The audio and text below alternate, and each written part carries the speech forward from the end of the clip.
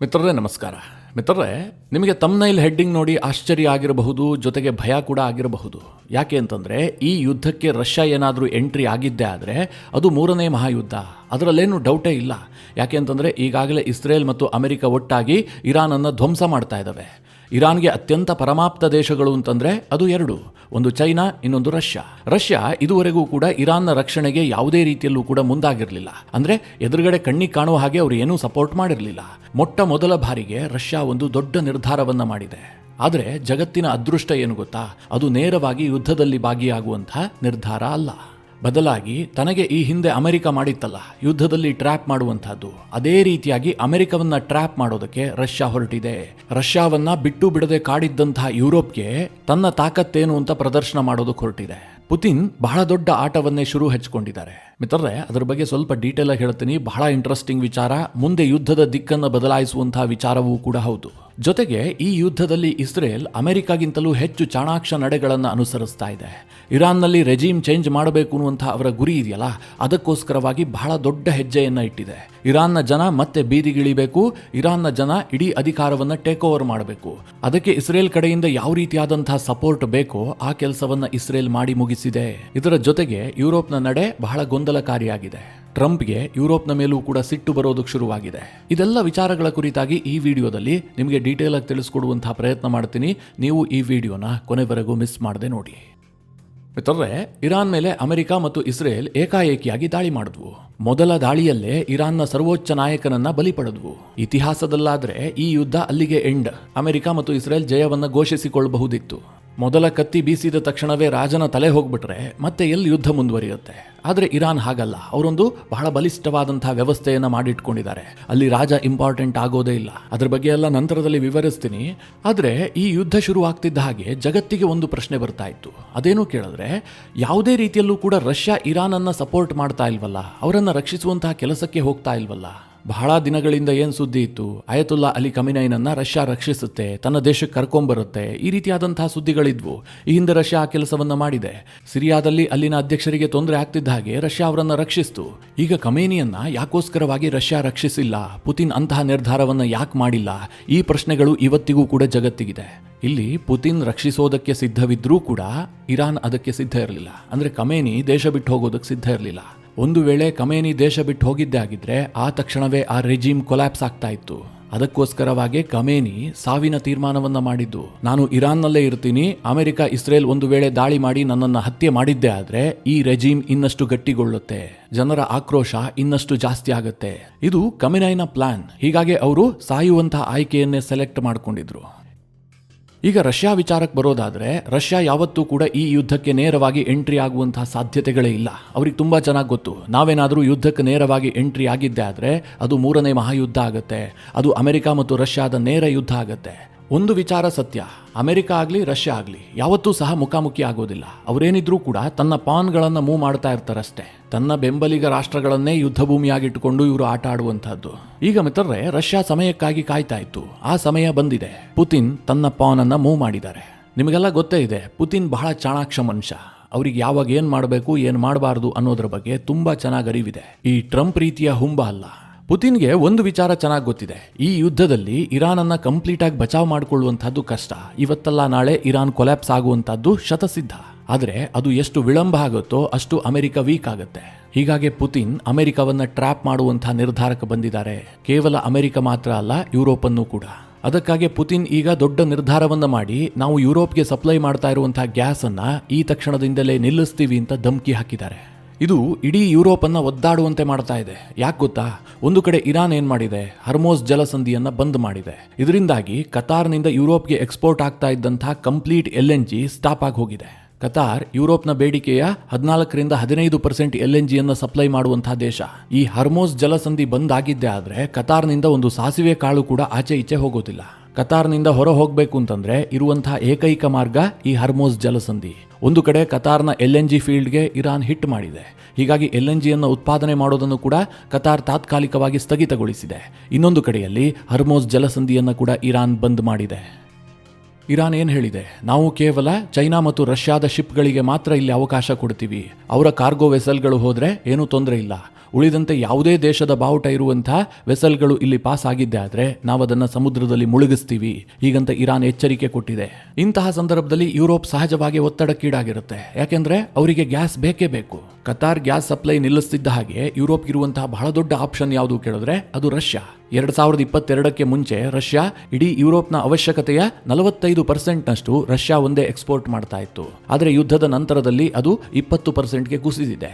ಈಗ ಯುರೋಪ್ನ ದೇಶಗಳು ಕತಾರ್ನಿಂದ LNG ನಿಲ್ತಿದ್ದ ಹಾಗೆ ನಾವು ರಷ್ಯಾದಿಂದ ಬೈ ಮಾಡೋದನ್ನ ಜಾಸ್ತಿ ಮಾಡ್ತೀವಿ ಅಂತ ಅಂದುಕೊಂಡ್ರೆ ಪುತಿನ್ ಹೇಳ್ತಾ ಇದ್ದಾರೆ, ನಾನು ಯುರೋಪ್ಗೆ ಕಂಪ್ಲೀಟ್ ಆಗಿ ನನ್ನ LNGಯನ್ನು ಸ್ಟಾಪ್ ಮಾಡ್ತೀನಿ. ಅಂದ್ರೆ ಈಗೇನು ರಷ್ಯಾದಿಂದ 20% ಯುರೋಪ್ಗೆ LNG ಎಕ್ಸ್ಪೋರ್ಟ್ ಆಗ್ತಾ ಇದೆಯಲ್ಲ ಅದನ್ನು ಕೂಡ ಬಂದ್ ಮಾಡ್ತೀನಿ ಅಂತ ಪುತಿನ್ ಧಮ್ಕಿ ಹಾಕಿದ್ದಾರೆ.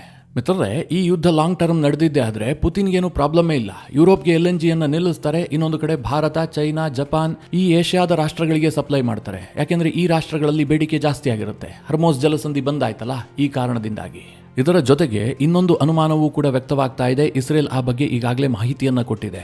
ಅದೇನು ಕೇಳಿದ್ರೆ ರಷ್ಯಾ ಮತ್ತು ಚೈನಾ ಸೇರ್ಕೊಂಡು ಇರಾನ್ಗೆ ಕ್ಲಸ್ಟರ್ ಬಾಂಬ್ಗಳನ್ನು ಸಪ್ಲೈ ಮಾಡಿರುವ ಬಗ್ಗೆ ಅನುಮಾನವನ್ನ ವ್ಯಕ್ತಪಡಿಸ್ತಾ ಇದೆ. ಇದು ಅಮೆರಿಕ ಮತ್ತು ಇಸ್ರೇಲ್ಗೆ ಭಾರಿ ಹಾನಿ ಮಾಡುವಂತಹ ವಿಚಾರ. ಈ ಕ್ಲಸ್ಟರ್ ಬಾಂಬ್ಗಳಿದಾವಲ್ಲ ಇವು ಬಹಳ ಡೆಡ್ಲಿಯೆಸ್ಟ್ ಬಾಂಬ್ಗಳು. ಯಾಕೆ ಕೇಳಿದ್ರೆ ಈ ಬಾಂಬ್ಗಳನ್ನ ಏರ್ ಡಿಫೆನ್ಸ್ ಸಿಸ್ಟಮ್ಗಳು ತಡೆಯುವಂತಹದ್ದು ಕಷ್ಟ.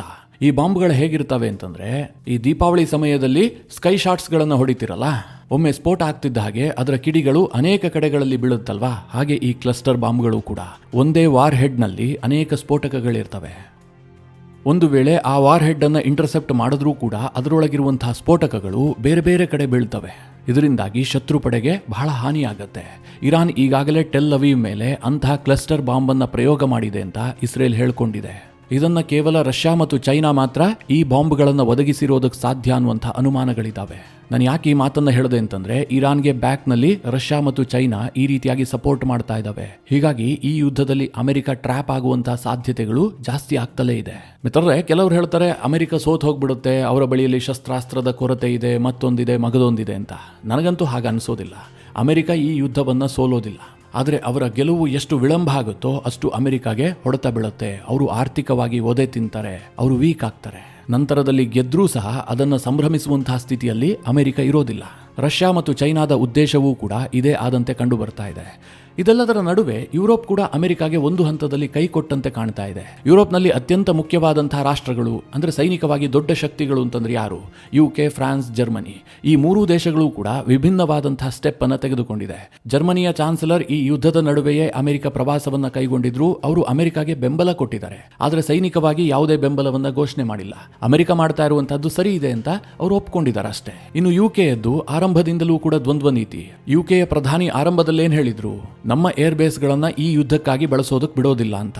ಈಗ ಯೂಟರ್ನ್ ಅನ್ನು ತೆಗೆದುಕೊಂಡು ನಮ್ಮ ಏರ್ ಬೇಸ್ಗಳನ್ನು ಅಮೆರಿಕಾಗೆ ಬಳಸೋದಕ್ಕೆ ಬಿಡ್ತೀವಿ, ಆದರೆ ಡಿಫೆನ್ಸಿವ್ ಪರ್ಪಸ್ಗೆ ಮಾತ್ರ, ಅಫೆನ್ಸಿವ್ಗೆ ಅವಕಾಶ ಇಲ್ಲ.